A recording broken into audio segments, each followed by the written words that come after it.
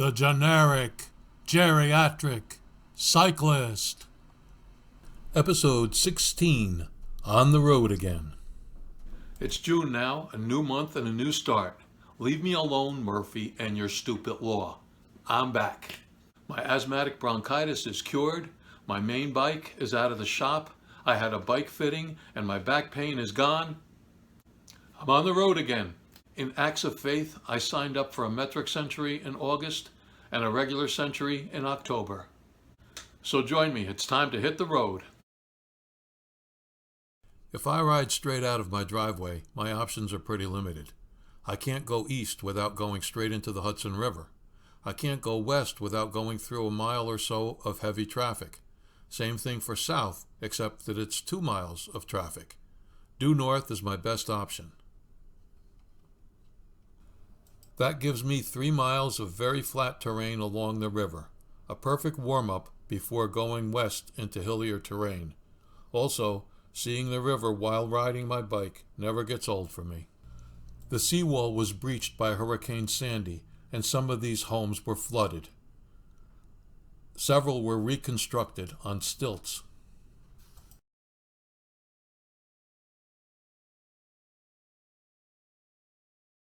Because my local riding choices are somewhat limited, I usually put the bike on the rack and drive somewhere.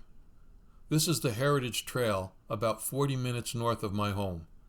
Since I'm restarting my season, this is a perfect route for me to ride 25 relatively easy miles. Also, it's protected by trees and shady to let me survive today's 90-plus degree heat.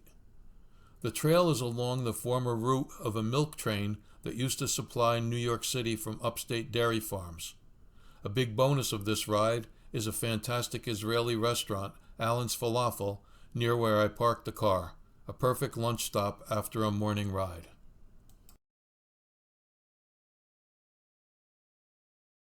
Today I'm riding in northern Bergen County, New Jersey. I like these roads because they're well maintained and the traffic is fairly light until the kids get out of school.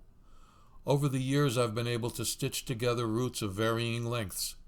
There are some small hills here and there, but no climbs. Again, well suited for my current level of unfitness. A bonus of this area is that there are loads of good alternatives for refueling and bathroom stops. It's very hot and humid today, so I'm going to cut the ride short. But first, remember how I said that the Jersey roads are well maintained? Here's an example.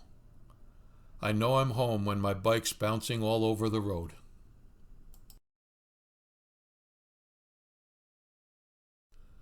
This morning I'm crossing the river to ride along Route 9D on a lush and verdant 20-mile out-and-back route. As you can see, they haven't done any maintenance on the beginning portion of the road in quite some time, but it gets better soon. This route could be described as rolling hills, or more accurately as gently rolling hills, but to my unfit legs on this hot, humid day, it seemed like the Alps. There's a saying, muscles have memory, meaning that you can regain physical ability easier when you've had it in the past. If that's the case, my muscle memory is about as bad as my regular memory. This used to be an easy route. When did they make it into a tough one? But enough complaining. This is still a very nice ride. It's just not as flat as it used to be. Today's ride is a reminder that I'm at the very beginning of my season. It may be June, but my body thinks that it's April, so I have a long way to go. I threw in a visit to the Bear Mountain Bridge at the end of today's ride. Pardon the prominence of the railing. I wasn't going to climb up on the concrete barrier in my cycling shoes. You're looking north toward the deepest part of the river, where it's up to 200 feet deep. It's just north of this bridge, and it's called World's End. Love this river. I have dozens of other regular routes, but I just showed you some of the basics.